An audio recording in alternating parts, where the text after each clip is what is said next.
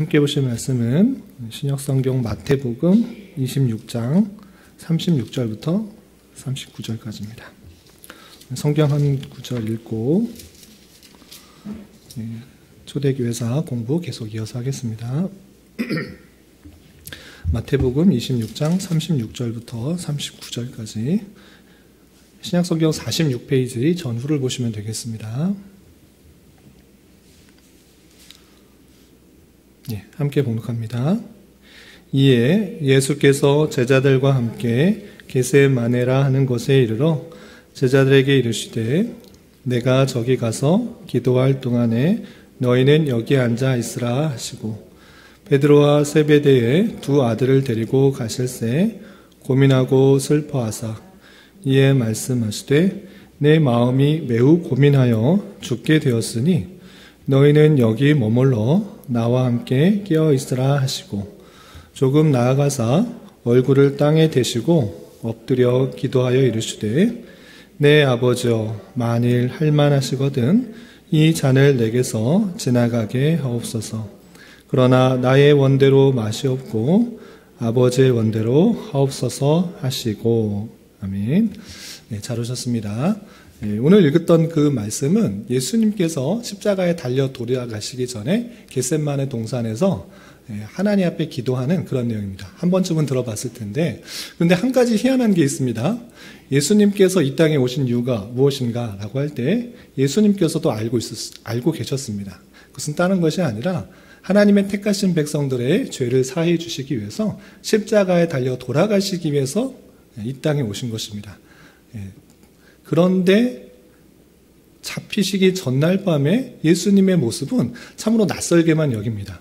예수님께서 이 땅에 오신 이유가 십자가에 달려 돌아가신 것임에도 불구하고 예수님께서 근심하며 또 걱정하면서 제자들에게 함께 기도를 요청하는 그런 장면입니다. 그리고 기도만 요청하는 것이 아니라 하나님께, 성부 하나님께 이렇게 기도하고 있습니다. 할만하시거든 이 잔을 내게서 지나가게 없어서. 그러니까 이 고통의 잔, 십자가에 달려 죽는 일을 할만하시면, 원하시면, 주께서 원하시면 이 잔을 피해달라 이렇게 기도를 하고 있습니다. 아니 그럼 예수님께서 왜 이런 기도를 하셨을까? 예수님께서 그 모든 것들을 다 아심에도 불구하고 이런 기도를 하는 것을 통해서 사람들은 생각들이 나누어지는 것입니다. 예수님의 신성과 인성에 대해서 잘 이해하지 못할 때 이것에 대해서 해석들이 잘못되는 것입니다. 그래서 이런 예수님의 인성이 드러나는 그런 부분들을 성경에서 많이 드러나고 있기 때문에 그런 부분들을 잘 이해하고자 초대교회 당시에 많은 논쟁들이 있었던 것입니다. 오늘은 지난주에 이어서 예수님에 대한 논쟁이 어떻게 계속적으로 이어지는지 다시 한번 복습하면서 안 배웠던 내용들을 다시 정리하면서 우리가 믿는 예수님, 그 예수님에 대해서 많은 회의를 통해서 정리된 내용을 잘 익힐 수 있도록 하면 좋을 것 같습니다. 지금 그리고 우리 수요 성경 공부 때 교회사 산책이라고 했습니다. 교회사 산책. 그러니까 외우시지는 않아도 어떤 몇 년도에 누구의 이름을 가진 사람이 무엇을 주장했다. 외울 수 있으면 제일 좋지만 그것까지는 바라지 않고 그 내용들, 그 사람들 또는 그 회의를 통해서 정리된 예수님에 대한 내용, 그것을 아는 것이 중요합니다. 오늘날 예수님에 대해서 이 정리된 내용을 잘 알지 못하면 예수님에 대한 이단들이 많이 나타날 때 그것을 분간하지 못해요. 그래서 우리는 이렇게 정리된 내용, 초대교회 당시에 많은 회의를 통해서 정리된 내용을 잘 익히는 것, 정리된 내용이 무엇인지를 익히는 것, 누가 무엇을 말했다 이것까지 알면 좋겠지만 그렇지 않을 때도 그 많은 사람들이 정리하여서 예수님은 성경 말씀을 통해 이런 분이시다라고 정리되었을 때 그 내용을 잘 알고 지나갔으면 좋겠습니다. 아시겠죠? 지난주에 배웠던 거 다시 한번 복습 한번 해보도록 하겠습니다. AD 313년, 이 313년은 아주 중요한 해가 있었습니다. 어떤 일이 있었죠? 무슨 칙령이 발표됐죠? 밀라노 칙령. 밀라노 칙령을 통해서 신앙에 대한 어떤 것이 선포되었어요? 신앙의 자유가 선포되었다. 이제 더 이상 예수님 믿는다고 해서 핍박을 받지 않았던 것입니다. 밀라노 칙령 콘스탄틴 황제에 의해서 밀라노 칙령을 발표함으로 말미암아 교회의 많은 그런 일들을 자유를 허락해 줬고 법적인 제도를 마련해 주었던 것입니다. 그런데 이 313년 이후에는 이전에는 교리 논쟁이 없었고 핍박만 있어서 핍박을 피하고 진실한 그 복음의 내용들을 간직하는 것에만 더 집중했다면 이 이후에는 교리 논쟁이 계속적으로 이야기됐던 것입니다. 예수님에 대해서 다양하게 믿는 사람들이 생김으로 말미암아 지역도 넓고 또 믿는 사람들의 성향도 달랐기 때문에 이 성향에 따라서 예수님에 대해서 다르게 말하는 사람들이 생겨나게 됐던 것입니다. 그래서 예수님에 대한 그런 다양한 생각들을 하나로 합치는 회의가 있었습니다. 그런 회의를 뭐라고 한다고요? 에큐메니칼 회의. 우리 지난주에 우리 집안에서 이렇게 송출하면서 했는데 우리 사모님이 에큐메니칼의 뜻이 뭐냐 물어서 제가 잘 답변을 못했는데 제가 찾아봤습니다. 여러분들 교환에도 있고 앞에 스크린도 있으니까 같이 보겠습니다. 이 에큐메니칼의 말의 뜻을 보면 어원적으로 봤을 때 이 어원은 원래 단어는 헬라어, 그리스어 또는 헬라어 또는 히라버 같은 표현인데 오이쿠메네라는 말에서 유래했다고 합니다. 이 오이쿠메네라는 것의 또 원뜻은 오이코스라는 집으로부터 나온 파생한 그런 말이고 이로부터 오이코노미아라는 집안 살림살이라는 말이 파생된 것입니다. 이로부터 이코노미 또 이컬러지라는 그런 말이 생기기도 했고요. 그래서 원래 원은 어디서부터 나온다? 그리스어, 헬라어, 오이쿠메네 또는 오이코스라는 그 단어에서부터 나온 것인데 그 것이 어떻게 발전됐냐면 사람들이 살고 있는 온 세상, 이 에큐메니칼이 사람들이 살고 있는 온 세상을 뜻했다라는 것입니다. 그래서 히랍과 로마의 세계에서 이 오이쿠메네라는 단어는 사람들이 거주하는 온 세상, 문명 세계 혹은 히랍 로마 문화 영역, 나아가서는 로마 제국을 의미했던 것입니다. 그래서 전체 사람들이 살고 있는 전체 세계를 오이쿠메네라는 단어를 사용하게 했는데 이것이 어떻게 바뀌었느냐? 계속 그렇게 뜻한 것이 아니라 1차 세계대전 이후로 그 단어를 에큐메니칼이라는 영어 단어로 표현함으로 말미암아서 내용이 조금 바뀌었어요. 온 세계, 사람들이 사는 온 세계 이걸 말하는 것이 아니고 교회들의 다양성 속에서 일치를 추구하는 그런 신학적 용어로 쓰인 것입니다. 이해가 되시죠? 에큐메니칼이라는 것은 오이코노미아, 오이코스 이런 것에서 집안에서 온 세계를 뜻하는 것에서 전체 교회의 다양성 중에 일치를 뜻하는 신학 용어로 쓰이게 되었다. 이렇게 생각하시면 됩니다. 그래서 회의들은 많이 있었어요. 회의들이 많이 있었는데 다양한 그런 교회들 모습 속에서 하나로 뭉치려고 하는, 하나로 되려고 하는 그런 회의들을 뒤에 신학자들이 제1차 에큐메니칼 회의다라고 부르는 거예요. 이해가 되시죠? 그때 우리가 제1차 에큐메니칼 회의를 하겠습니다 하고 모이세요 이렇게 하는 것이 아니라 전체 회의들을 모아서 전체 하나됨을 논의하는 회의가 있었기 때문에 그런 회의를 뒤늦게 에큐메니칼 1차 회의다, 2차 회의다, 3차 회의다 이런 식으로 붙였다. 이렇게 생각하시면 됩니다. 대략적으로 8번 정도의 큰 회의가 있었다. 그 사이사이에 물론 작은 회의들이 많이 있었습니다. 그런데 전체 교회를 하나 되려고 하는 일치운동을 하려고 하는 그런 회의들이 대략적으로 8번 정도 있었다. 이렇게 외우시면 되겠습니다. 아시겠죠? 첫 번째 회의가 어떤 회의였느냐? 밀라노 칙령이 발령된 고 약 12년 정도 지나서 이 콘스탄틴 황제가 소집을 했습니다. 왜 소집했냐면 이 아리우스라는 사람이 계속적으로 예수님에 대해서 희한하게 말을 했어요. 예수님에서 어떻게 말하느냐? 예수님은 하나님하고 동등한 분이 아니다. 예수님이 동등한 분이 아니고 예수님도 창조된 것이다. 제일 먼저 창조된 분이 예수님이시다. 이런 식으로 말을 했던 거예요. 그렇기 때문에 교회가 예수님은 처음부터 계셨던 분이다 라고 믿었던 사람과 또 아리우스에 의해서 없었던 때가 있고 제일 먼저 창조하신 그런 분이시다. 이렇게 말하는 교회와 나뉘게 된 거예요.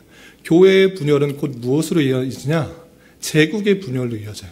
교회가 하나 되지 못하기 때문에 저런 교회들하고는 같이 우리가 하나 될 수 없다라는 이런 입장들 때문에 교회의 나뉨은 제국의 분열로, 로마 제국의 분열로 이어지기 때문에 이 제국이 분열되는 것을 황제가 가만히 보고 있을 리가 없겠죠. 그래서 이 회의를 소집하게 된 것입니다. 제일 큰 문제는 이 아리우스가 계속적으로 이상한 주장을 하자 그것을 일치하려고 모이게 했고, 부가적인 문제로 부활절을 어떻게 정할 것인가, 서로 다른 입장들이 있어서 이런 것도 정하려고 모이도록 했던 것입니다. 그리고 이 지금 제일 첫 번째 열렸던 이 에큐메니칼 회의가 니케아라는 지역에서 열리는데, 니케아 지역 지난주에 한번 봤는데 다시 한번 눈으로 확인해 주시기 바랍니다. 왜 이 지역에 지금 에큐메니칼 회의가 이 지역에 몰려 있다고 그랬죠?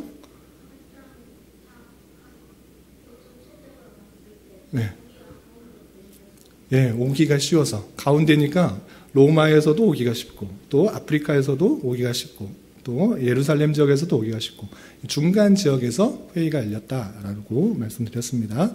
이 니케아라는 지역에서 첫 번째 에큐메니카 회의가 열렸던 것입니다. 아리우스는 뭐라고 말했다고요?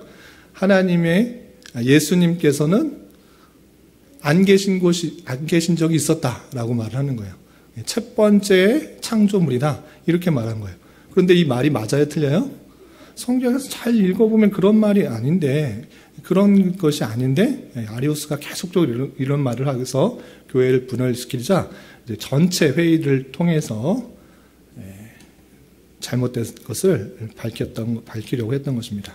그래서 알렉산더도 그리스도의 신성을 강조했고, 아타나시우스도 예수님과 성부 하나님, 성자 하나님과 성부 하나님은 그 본질이 다른 것이 아니다, 창조된 것이 아니고 본질이다, 동일 본질이다 라는 것들을 주장했어요.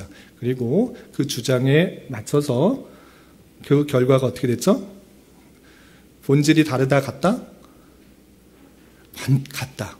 그래서 어려운 표현으로 호모우시아라고 그랬습니다. 어려우면 그냥 본질이 같다라는 정도로만 아시기 바랍니다. 그래서 성부와 성자의 본질이 다르다, 같다? 같다. 이것을 반드시 알아두셔야 됩니다. 그래서 이 니케아 회의를 통해서 니케아 신조, 니케아 고백이 나타났는데, 이때 예수님께서는 완전한 신이고 또 완전한 인간인 동일 본질인 것을 표현했다라는 것입니다. 그래서 니케아 신조의 중간을 보면 곧 아버지의 본질에서 나셨다라는 표현이 있고, 또 아버지와 본질이 같으시다, 다르시다? 같으시다라는 표현이 들어있다라는 것입니다. 아리우스가 계속 다른 말을 했기 때문에 그 회의를 통해서 결정된 것입니다. 성경의 내용들을 바로 고백하게 됐던 것입니다. 첫 번째 회의 아시겠죠? 니케아 회의 때 본질이 같다라는 것들을 말했다는 것입니다. 그리고 두 번 결과로서 부활절 날짜도 서방교회와 동방교회는 약간 다르긴 하지만 부활절 날짜를 결정했다는 것입니다. 춘분 후 만월 다음 주일을 부활절로 정하자라고 해서 따르게 됐다는 것입니다. 나머지 것들은 그냥 참조해 주시기 바라고요. 지난번 했으니까 넘어가겠습니다. 자, 두 번째 회의. 두 번째 회의는 니케아 회의가 열린 이후에 약 56년 정도 뒤에 또 회의가 열렸습니다. 어떤 회의가 열렸느냐? 비슷한 이야기를 또 하기 시작했어요. 어떤 사람이 나타나냐면 아폴리나리우스라는 사람이 등장했습니다. 외우시면 좋지만, 외워지시면 좋겠지만 못 외우셔도 상관없습니다.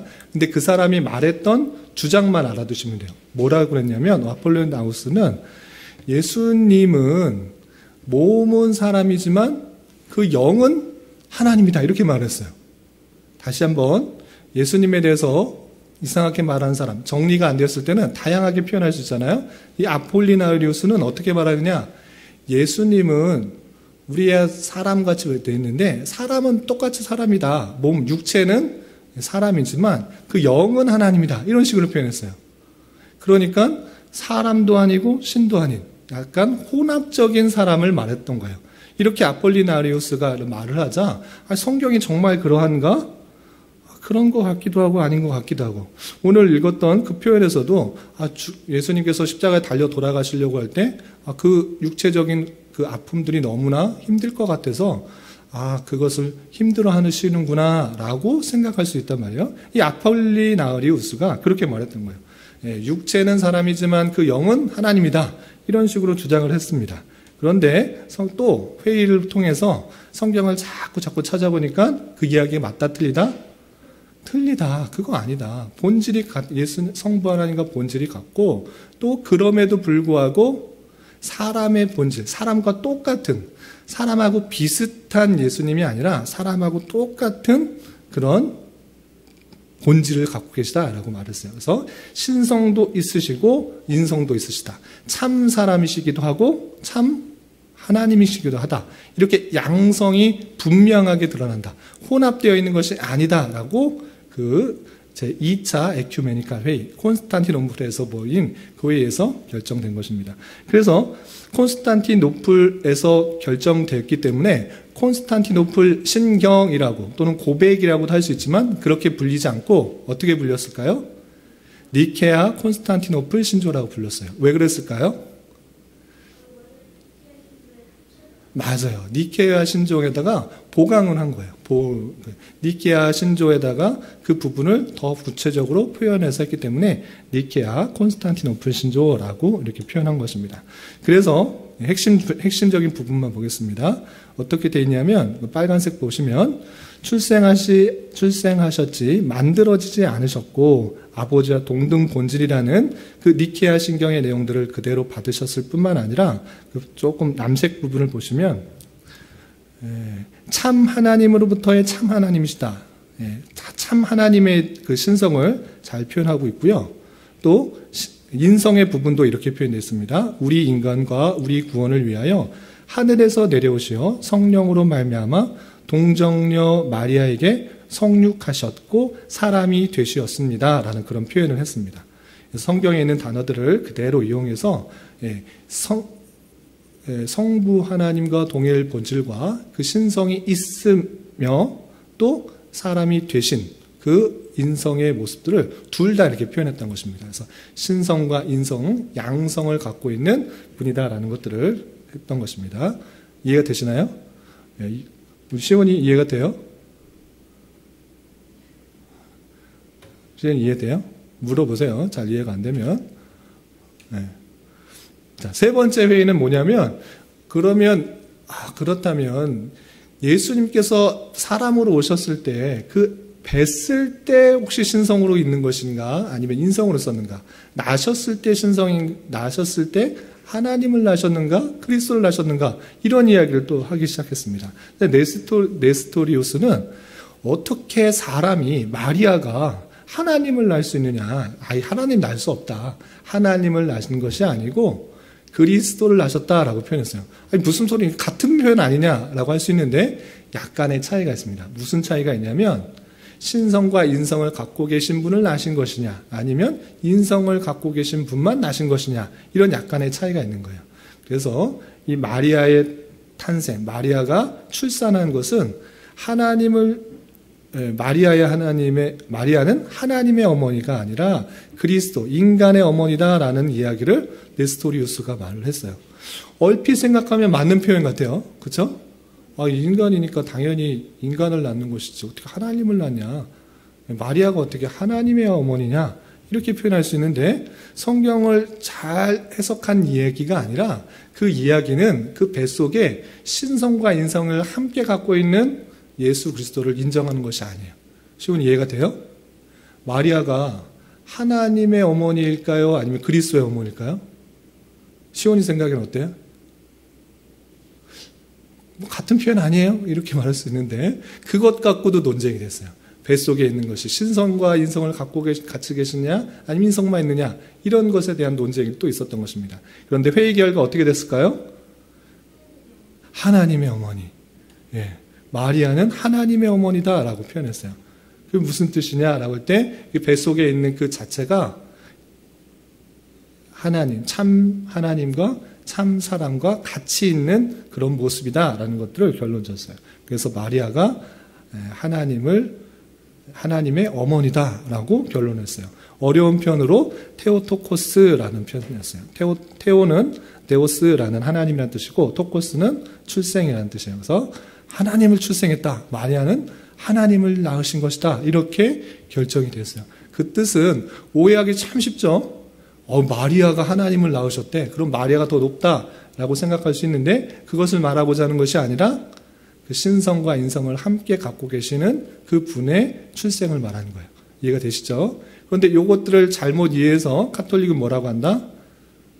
마리아가 그러니까 위대하다라고 강조점을 더 마리아에게 두는 경향이 있다라고 했습니다. 그래서 에베소 회의, 3차 회의 때는 에베소에서 열렸고 그 신성과 인성을 함께 마리아가 낳았다. 이런 식의 결론을 내었던 것입니다. 여기까지 이해가 되시죠?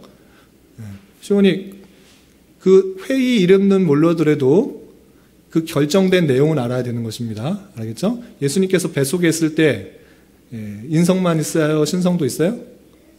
신성과 인성이 같이 있다. 허리 딱 펴고 잘 들어주시기 바랍니다.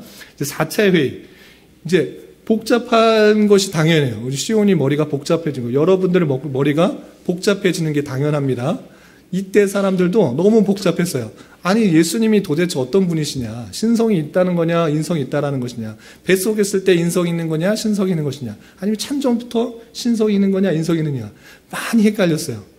그래서 특별히 유티케스는 이 문제에 대해서 이렇게 표현해서 이것들을 정리한 회의가 칼케톤 회의인데 특별히 이런 복잡한 문제에 있어서 유티케스는 복잡하니까 이렇게 생각해라. 신성, 인성 있다. 그런데 인성이 신성에 흡수된 것이다. 이렇게 말을 해요. 참 사람이고 참 하나님 맞는데 하나님이니까 엄청 크잖아요. 능력도 많잖아요. 사람은 항상 제한적이고 부족하고 이런 것들인데 그렇기 때문에 인성과 신성을 비교했을 때 인성이 당연히 신성에 흡수될 수밖에 없다. 그래서 드러나는 것은 신성이 드러난다. 이렇게 표현해요. 그럴싸하잖아요. 그럴싸한 표현이잖아요. 그런데 그 성들이 온전히 드러나야만 돼요. 그래서 이것이 하나의 성질만, 성격만 나타난다. 그래서 단성론을 유티케스라는 사람이 말했는데 이것은 올바른 표현이 아니다라고 칼케톤 회의에서 결정이 됩니다. 맞는 것 같았지만 신성과 인성이 있는데 인성이 신성에 흡수되어서 그리스도의 육체는 우리와 같지 않은 조금 다른 모습이다라고 했을 때 참 인간의 모습들이 드러나지 않는 것이에요. 니케아 칼케톤 신조에서 정리된 내용들을 조금씩 부정해 나가는 것이죠. 그래서 칼케톤 회의에서 다시 한번 정리를 했어요. 어떻게 했느냐? 이제 더 이상 헷갈려 하지 마라. 이대로 결정할 테니까 무조건 따라라. 그리고 계속적으로 예수님에 대해서 이상하게 말하는 것 다시는 못 나오게 정리를 했어요. 그 회의가 무슨 회의라고요? 칼케톤 회의. 그럼 칼케톤 회의에서 더 이상 신성과 인성을 혼돈하지 않도록 어떻게 정리했느냐? 2번 보시기 바랍니다. 2번. 그리스도는 1인이지만 2성을 갖고 있는다. 2성은 뭐죠? 신성과 인성을 동시에 갖고 있는 것이다. 섞이는 것인가? 혼합되는 것인가? 나뉘는 것인가? 이렇게 되지 않는다. 그럼 어떻게 되는 것이냐? 그리스도는 신성과 인성 두 본질을 갖고 계시나 서로 혼동되지도 않고 이게 신성인가 인성인가 혼돈될 수 있는 거 아니다. 혼동되지 않는다. 서로 변하는가? 서로 섞이는가? 분열되는가? 분리되는가? 그렇지 않고 신성과 인성이 분명하게 드러나는 참 하나님이자 참 인간이다. 그러나 사람들과 같이 죄는 없으시다라고 말했어요. 이해가 되시나요? 이제 더 이상 신성, 인성 혼합되고 막 섞인다, 나뉜다, 새로운 모습이다 이렇게 말하지 못하도록 칼케톤 회의에서 완전히 정리했다고요. 이해가 되세요? 이제 오늘날에 있어서 예수님이 어떤 본질이신가, 또 신성과 인성이 어떻게 있는가 이런 것에 대해서 고민할 필요가 없어요. 성경을 통해서 우리의 신앙의 선배들이 미리 다 결정을 해놓은 다 성경을 통해서 규명을 해놓은 거예요. 그래서 신성도 있으시고 인성도 있으시고 섞이지도 나뉘지도 혼돈되지도 변화되지도 분리되지도 않는 그런 모습으로 있는 것이 예수님이다 라고 칼케톤 회의에서 고백된 것입니다. 그래서 칼케톤 회의에서 나온 그 고백 신조를 보면 어떻게 되어 있느냐? 신성을 따라서는 아버지와 동일 본질이다. 신성은 아까 말씀드린 것처럼 성부 하나님과 본질이 어떻게 되다? 비슷하다, 같다. 같다. 신성은 성부 하나님과 동일 본질이다 라고 표현하고 있고, 또 인성은 우리와 비슷하다, 똑같다? 같다. 동일 본질이다 라고 했어요. 그런데 차이, 우리와 다른 것은 무엇인가 라고 했을 때 죄는 없으시다. 우리는 죄가 있지만 예수님은 죄가 없으시다 라고 표현하고 있어요. 그래서 예수님도 똑같이 사람의 육체와 사람의 영혼이 있는 것입니다. 그리고 신성이 있는 것이에요. 예수님의 몸에 신성의 영혼이 들어간 것이 아니라 새로운 변화체, 새로운 괴물 같은 모습으로 그런 있는 것이 아니라 참 사람이자 참 하나님으로 있는 것이에요. 그래서 예수님에 대한 바른 고백이 있어야 되는 것입니다. 그래서 이런 성경을 잘 읽어서 신앙의 선배들이 규명해 놨기 때문에 오늘날 다르게 말하면 이단들이에요. 그것을 잘 알아야 돼요. 아시겠죠? 성부 하나님과 성자 하나님과의 관계, 그리고 이 땅에 어떤 사람도 성자 하나님을 대신할 수가 없다라는 자신과 교주처럼 말하는 많은 이단들을 주의해야 될 것입니다. 그리고 칼케톤 신조에 이런 표현도 있습니다. 하나님의 어머니인 동정녀 마리아에게 나셨다. 이런 표현도 들어가 있는 것들을 볼 수가 있고요.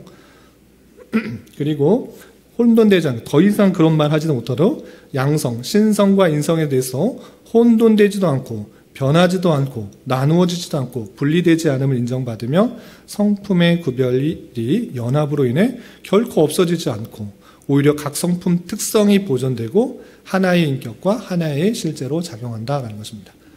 이해되셨죠? 그래서 예수님에 대해서 표현할 때 신인 양성 일위라고 표현을 해요. 뭐라고요? 신인 양성 일위. 무슨 뜻인지 이해되시죠? 참신이고 참 인간이신 양성을 가진 일위의 하나님. 한 분으로 생각하지 않고 위라고 했습니다.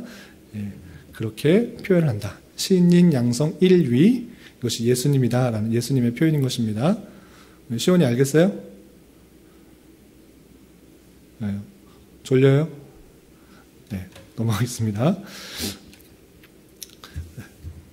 그런데 중요한 게 있어요. 이렇게 회의를 통해서 결정했는데 모든 사람들이 맞습니다. 그렇게 결정했으니까 우리가 따르겠습니다. 라고 했을까요? 아니면 그게 왜 그렇습니까? 저는 인정할 수 없습니다. 라고 말했을까요? 많은 사람들이 그렇게 결정해서 성경 내용 잘 밝혀주셔서 성경을 잘 이해할 수 있도록 알려주셔서 감사합니다. 라고 했는데 그렇지 않은 사람도 나타났어요. 동방에 있는 교회들 중에서는 그 결정 따를 수 없습니다. 그게 무슨 신인 양성 1입니까? 어떻게 신성과 인성이 그렇게 있습니까? 성경 그렇지 않은 것 같습니다. 라고 받아들이지 않고 오히려 단성론을 받아들이려고 하는, 신성이 아주 크게 드러나고 인성은 그것에 흡수된 그런 모습이 예수님이다 라고 말하는 그런 교회들이 여전히 있었어요. 그렇게 칼케토노에서 그런 얘기 이제 더 이상 하지 말라라고 강력하게 말했음에도 불구하고 따르지 않은 교회가 나타났다, 안 나타났다? 나타났어요. 그래서 따르지 않는 교회가 나타나서 동방 교회들은 따를 수 없다 이렇게 말했어요. 그래서 그러면 단성론과 단성론을 일단 받아들인 지역은, 그러니까 잘못된 이야기입니다. 양성론을 결정한 것입니다. 근데 단성론을 받아들인 지역은 이집트나 시리아, 에도피아 지역에서는 단성론이 맞는 것 같습니다. 라고 계속적으로 따랐어요. 그래서 그 사람들은 이단이다라고 정죄한 것입니다. 그리고 482년경에 제노라는 황제가 단성론이라고 말하면 이단이니까 단일론이다라고 표현하면서 단성론자들을 하나로 합치려고 했던 그런 노력도 있어요. 그런데 이것도 마찬가지로 신성, 인성에 대한 모호한 발편이었기 때문에 칼케톤 신조하고 맞지 않는다라고 해서 대다수의 단성론자들은 가담하면서 그거 따랐지만 극단론자, 극으로 다 있는 단성론자들은 그것도 거부했어요. 그래서 남은 단성론자, 계속적으로 단성론자들은 계속적으로 이단으로 결정되고 핍박을 했다라는 것입니다. 그러자 하나 되려고 모였던 그 칼케톤 회의, 더 이상 신성과 인성에 대해서 말하지 말라라고 했던 그 회의가 오히려 강력한 결정으로 인해서 반발들이 생겼잖아요. 그래서 어떻게 했느냐? 또 이것을 하나로 만들려고 했던 그런 노력을 했습니다. 그 사람이 누구인가? 553년에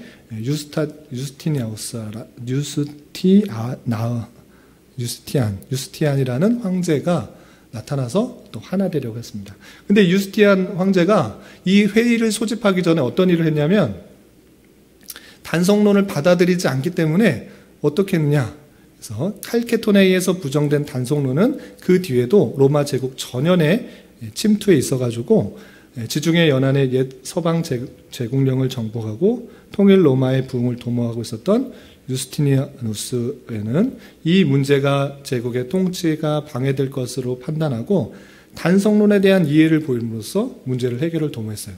무슨 뜻이냐면 양성론 있고 단성론 이렇게 헤어졌다고 그랬잖아요. 양성론이 맞다라고 했는데 단성론자들 극단적으로 그걸 믿는 사람들은 따랐다고 해요? 안 따랐다고요? 안 따라가지고 교회의 분열은 제국으로 분열로 이어지기 때문에 이 유스티니아누스는 하나 되기 위해서 단성론도 받아들여 왜 자꾸 그거 별거 아닌 것 같고 자꾸 교회가 나뉘고 제국이 흩어지냐. 그러면 안 된다. 그러면서 이 유스티니아는 어떻게 되냐. 제국의 통치를 위해서 단성론도 그냥 받아주는 거예요. 그런데 그렇게 되면 어떻게 됐을까요? 그래 하나 되니까 좋습니다 라고 했을까요? 아니에요. 어떻게 했냐면 그 서방교회 양성론이 맞다라고 하는 사람이 오히려 왜 지금 황제가 나타나가지고 단성론 받아들이냐. 우리 교회 성경을 통해서 양성론이 맞다라는 것들을 결정했는데 왜 황제가 나타나서 단성론을 받아들이냐 하면서 또 서부교회 양성론을 말했던 교회가 반발이 일어났어요. 하나가 되기로 하니까 또 반발이 났어요. 그래서 이 유스티니아누스가 회의를 소집한 거예요.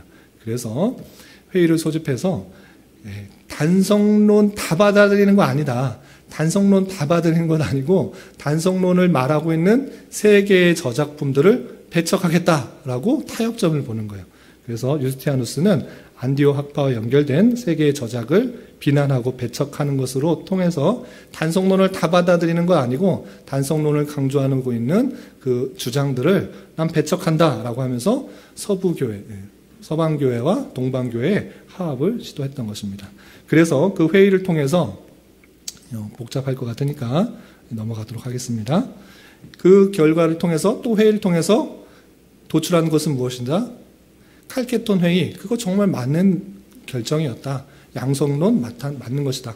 혼합되지도 않고 나뉘지도 않고 섞이지도 않고 분리되지도 않는 그 양성이 있는 것이 정말 예수님이다라는 것들을 다시 한번 확인했던 것입니다. 그래서 콘스탄티노플 2차 회의 때 이렇게 결정을 했던 것입니다. 여기까지 이해가 되세요?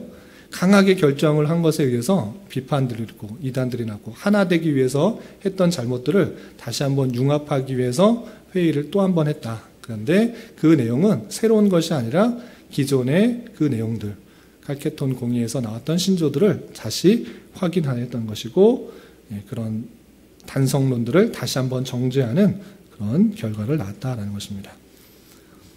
여기까지 이해가 되시나요? 시온이 너무 어려워요? 너무 어려워요. 여기까지가 초대교회의 주요 에큐메니칼 회의입니다. 그 뒤에는 초대교회와 중세교회를 나눌 때 우리 처음 시간에 했는데 그 기준이 뭔지 아시는 분? 초대교회와 중세교회로 넘어갈 때 그 기준.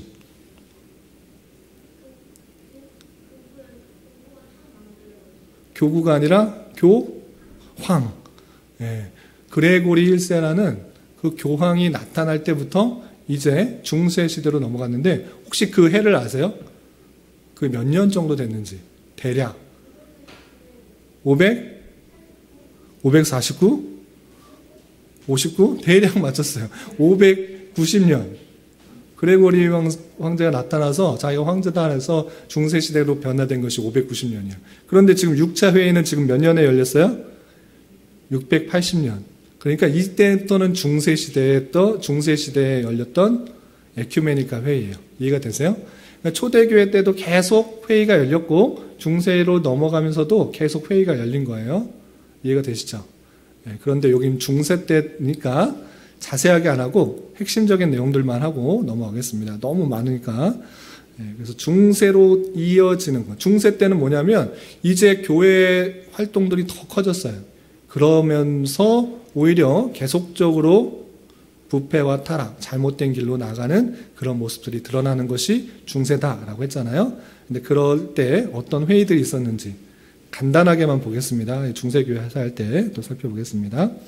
6차 회의 때는 뭐냐면 이제 양성 갖고 얘기하지 않아요. 이제 신성과 인성 갖고 계신 분이 예수님이다 라는 것들을 이제 부정하지 않아요.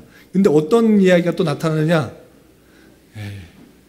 예수님께서 의지는 그러면 하나냐 두냐 두 개냐라는 거예요. 이게 무슨 뜻이냐면 신성을 갖고 계시면 신성의 의지가 있을 것이고 인성이 있으면 사람이잖아요.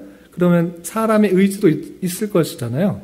근데 이 의지가 어떻게 하나냐 둘이냐 이거 갖고 또 이야기가 나왔어요.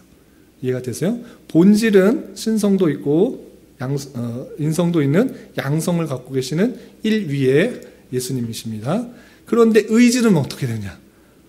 하나님의 의지가 너무 크기 때문에 사람의 의지는 없는 것이냐? 아니면 의지가 두 개가 있는 것이냐? 이것을 또 이야기가 나왔어요. 그런데 하나다.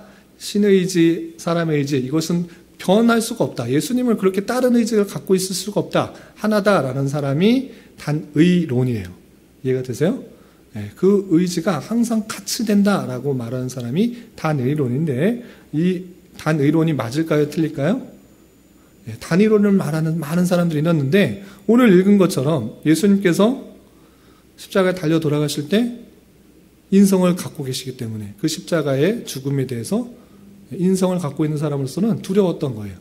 신성을 갖고 있다면 마땅히 그 죽는 것이 십자가에 달린 것이 아픔이겠느냐? 안 아프다라고 해서 충분히 달려 죽을 수 있는데 그렇지 않다라는 것이죠. 그래서 신성이 드러나는 경우가 있고 인성이 드러나는 경우가 인성의 의지가 드러나는 경우가 있고 신성의 의지가 드러나는 경우가 있다라는 것입니다. 그래서 성경을 잘 읽어보면 이런 신성의 의지와 또 인성의 의지가 같이 드러난다라는 것을 이 회의를 통해서 밝혀냈어요. 그래서 단의론이 맞을까요? 양의론이 맞을까요? 양의론이 맞아요. 양의론이 예수님께서 갖고 계시다. 신성의 의지도 있으시고 인성의 의지도 있으시다. 이런 것들을 제3차 콘스탄티노플 회의에서 전체적으로 봤을 때는 6번째 에큐메니칼 회의에서 결정된 것입니다. 그래서 예수님에서 말할 때 이제 더 이상 이제 예수님에 대해서 이제 정의가 없어요. 신인 양성 양의 1위 이 예수님이에요. 신인 양성 1위시지만 그분이 양의를 갖고 있다. 두 개의 의지를 갖고 계시다. 이것을 말하는 거예요. 이해가 되시나요? 여기까지가 딱 정리돼서 이제 더 이상 예수님에 대해서 다르게 말하면 다 이달이 돼요. 이 신앙의 선배들이 다 이렇게 결정을 해냈기 때문에 제1차, 2차, 3차 이런 거 안 외우셔도 됩니다. 무슨 회의 때 외우시면 알면 좋겠지만 외워주시면 좋겠지만 못 외우셔도 이것은 알아셔야 됩니다. 예수님은 성부 하나님과 본질이 같다 다르다? 같다. 그리고 예수님은 신성과 인성이 하나다 아니면 둘이다. 성이 신성과 인성이 단성이다 양성이다. 양성이다. 그리고 의지가 하나다 둘이다? 하나? 둘. 단의론이라고 말하는데 단의론이 아니고 신성의 의지가 있고 또 인성의 의지가 있다. 양의가 있다라고 성경을 통해서 잘 확인해서 결정된 것입니다. 그래서 그 결정된 내용을 잘 알아야지 오늘날 다양한 기독교 이단들이 있는데 그것을 분간할 수 있다 없다? 있는 것입니다. 이런 것들을 잘 알아야지 많은 기독교 이단들을 구분할 수 있고 다르게 말하는 것, 혼돈나게 말하는 것 이런 것에도 구분할 수 있을 뿐만 아니라 성경에서 나오고 있는 어떨 때는 하나님 같은데 어떨 때는 사람 같고 어떨 때는 왜 이렇게 말하나 이렇게 생각할 수 있는데 그 내용들을 이 기준에 맞춰서 읽어야지 성경을 바르게 이해할 수 있다라는 것입니다. 이해가 되시죠? 6차까지 이렇게 됐고 7차는 이때 이제 중세시대입니다. 중세시대 때 나온 문제가 뭐냐면 교회 안에 자꾸 이제 성화들이 등장하기 시작했어. 성화나 조각이나 뭐 신성한 것들을 막 나타나서 이것을 세워야 되느냐 말아야 되느냐 논란이 생긴 거예요. 그런데 교회 안에 이런 뭐 성화나 뭐 조각이나 이런 거 나타나는 거 좋아요, 나빠요? 좋은 거예요, 나쁜 거예요? 처음에는 좋은 의도로 예수님에 대해서 생각하자, 이런 좋은 의도로 그림도 붙여놓고 조각도 만들어냈는데 그것을 이제 숭배하기 시작한 거예요. 숭배가 시작돼서 이 종교개혁 시대 때 이런 거 다 없애자라고 말했는데 이때 당시에 회의 때는 그렇게 하지 못했어요. 그래서 성상 또는 성화를 만들어 놓고 교회당 예배당 안에 만들어 놓고 자꾸 기도하는 그런 문제들이 나타나서 회의를 열었는데 어떻게 결정됐을까요? 이거 뭐 세부적으로 말 안 하겠습니다. 어떻게 결정된 것만은 살펴보겠습니다. 어떻게 했을까요? 성화 다 치우자고 했을까요? 놔두자고 했을까요? 놔두자고 했어요. 다 치우자라고 안 했어요. 그거 있는 건 좋다. 그거 있어야지 예수님에 대해서 생각할 수가 있고 하나님에 대해서 잘 생각할 수 있다라고 생각을 했습니다. 그래서 이 7차 기독교 에큐메니칼 회의 때는 동방 서방 교회 모두 다 성화, 성상 숭배를 인정했어요. 그럼 교회 하다에 놓을 수 있다라고 말했습니다. 중세시대 때 많이 타락한 모습들이 드러나고 있는 것입니다. 그러나 예수 그리스도, 마리아, 성자들의 화상, 성자들만 그리는 건 되고 다른 건 안 된다. 뭐 소나 뭐 이런 다른 건 안 된다. 예수 그리스도, 마리아, 성자 이런 것은 된다. 이것을 이렇게 들여오게 됐던 것입니다. 그래서 계속적으로 조금씩 교회 안에 성상 숭배가 들어오면서 자연스럽게 그것이 숭배 대상으로 변질돼가는 그 모습을 살펴볼 수 있습니다. 7차 에큐메니칼 회의 때 동서방 교회 모두 성화 숭배를 인정하게 되었다라는 것들을 참고해 주시기 바라고, 또 마지막 회의입니다. 마지막 에큐메니칼 회의 전체 회의인데 이때는 869년과 879년에 콘스탄티노플에서 바실리우스가 소집하였는데 무슨 내용이었느냐라고 할 때 성령의 출처 문제였어요. 성령께서 아버지로부터 나오시느냐 아니면 아버지와 아들로 함께 나오느냐라는 그런 문제를 삼았어요. 동방교회는 성령은 성부 하나님으로부터 나온다라고만 말을 했어요. 발출이라는 표현을 쓰는데, 그런데 서방 쪽에 있는 교회는 성령은 성부 그리고 성자라는 뜻이 필리오케랍니다. 필리오케 논쟁이라는 것인데 성부 그리고 성자로부터 나오신다라고 말을 했어요. 성령의 발출 문제, 출처 문제에 대해서 이 두 교회가 또 논의를 하고 고민을 하고 토의를 하기 시작했어요. 그리고 결정은 어떻게 났느냐? 서방 쪽 교회가 말하듯이 성령님께서는 성부와 그리고 성자로부터 나오신다라고 이렇게 표현을 했습니다. 그래서 서방 쪽 교회의 승리를 가져다 주었지만, 그럼 동방교회가 그렇게 하겠습니다라고 했을까요? 아니면 또 안 따랐을까요? 또 안 따랐어요. 서방교회는 이렇게 그것을 믿었지만 동방교회는 그거 아니다. 우리는 성부로부터만 나온다라고 생각해서 동방교회와 서방교회가 나뉘게 되어서 이제 아예 신학적 색깔도 완전히 나뉘어져 버리는 그런 일들이 나타나게 되었습니다. 그래서 성경의 문제의 그런 논의를 때문에 계속적으로 나뉘게 되었지만, 성경을 잘 읽어보면 우리가 성경을 통해서 살펴보면 예수님께서 나로부터 성령이 나온다라는 그런 표현을 그대로 받아서 그렇게 쓸 수가 있는 것입니다. 그래서 성령은 성부와 성자로부터 나오는 그런 것으로 받아들여야 오해가 없겠습니다. 그래서 8차 회의를 통해서 성령의 출처가 어떻게 되는지까지 결정되는 것이 그 내용들입니다. 너무 복잡했죠? 너무 복잡했나요?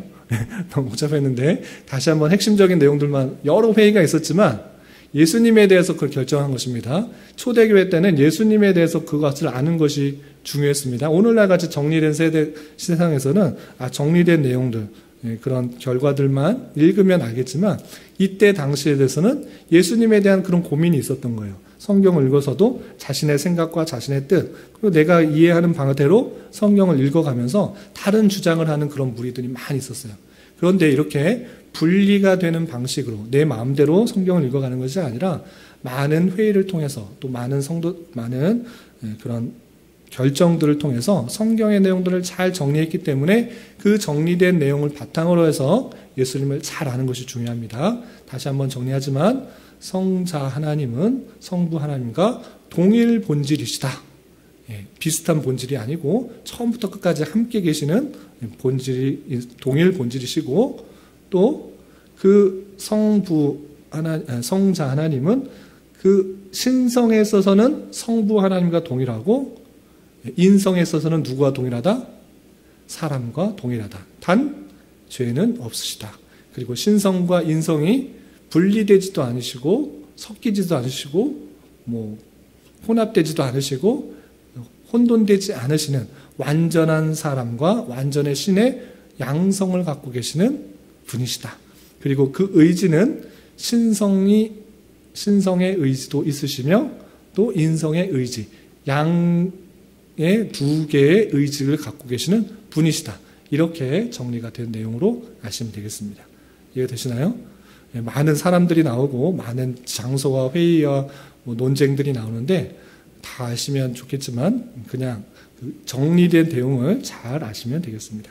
이 내용을 통해서 예수님을 잘 이해할 때 정말 주님께서 사람의 모습으로 오신 그 모습들을 잘 이해할 수 있고, 우리의 인간의 모든 것들을 채울하시기 위해서 이 땅에 오셨구나라는 것들을 잘 깨달을 수가 있는 것입니다. 그래서 그분의 공로에 의해서 우리가 구원받았다는 사실로 인해서 감사한 마음으로 하나님께 돌려야 될 것이고, 그분께서 지금은 그러면 어떻게 되어 있나요? 신성과 인성이 나뉘어지나요? 아니면 같이 계시나요?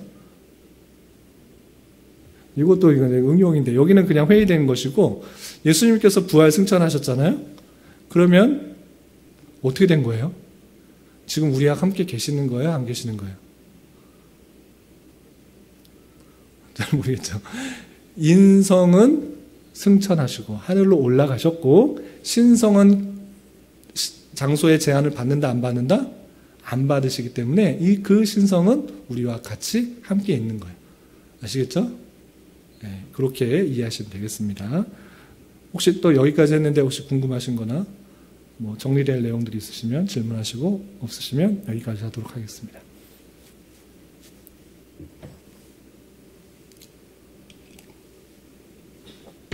너무 어려운 내용이어서 힘드셨을 텐데, 다음엔 조금 더 쉬운 내용이니까 여기는 그 핵심적인 그 예수 그리스도에 대한 정리된 내용을 아시면 되겠습니다.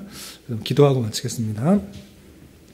하나님 아버지 감사합니다. 오늘 초대교회에 나타난 교리 논쟁과 에큐메니칼 회의에 대해서 살펴보았습니다. 예수님께서 어떠한 분이신지를 잘 알기 위해서 많은 신앙의 선배들이 또 회의를 통해서 또 성경을 살펴보고 결정했던 내용들을 우리가 잘 깨달아 알아가게 하시고, 예수님에 대해서 그냥 형식적으로만 아는 것이 아니라 어떠한 분이신지를 바로 알아 많은 이단과 또 속임수로부터 미혹들로부터 잘 이겨낼 수 있도록 인도하시고, 성경을 잘 이해하여서 예수 그리스도에 대해서 크신 은혜에 대해서 잘 깨달을 수 있는 저희들 될 수 있도록 인도하여 주시옵소서. 주님, 교회 내에 육체적인 연약함으로 또 힘들어하는 지체들이 있습니다. 주님께서 회복케 하여 주시고 온전케 하여 주셔서 주님께서 맡겨주신 사명들을 감당하는 데 부족함이 없도록 인도하여 주시고, 또 교회가 더욱더 하나됨을 이루어 주께서 원하시는 그리스도의 몸으로서의 사명들을 감당하기에 부족함이 없는 은혜를 허락하여 주시옵소서. 이제 마치고 돌아가려고 합니다. 돌아가는 발걸음도 안전하게 지켜주시고 평안한 쉼을 또 허락하여 주시옵소서. 이 모든 말씀 예수님의 이름으로 감사히 기도드리옵나이다. 아멘.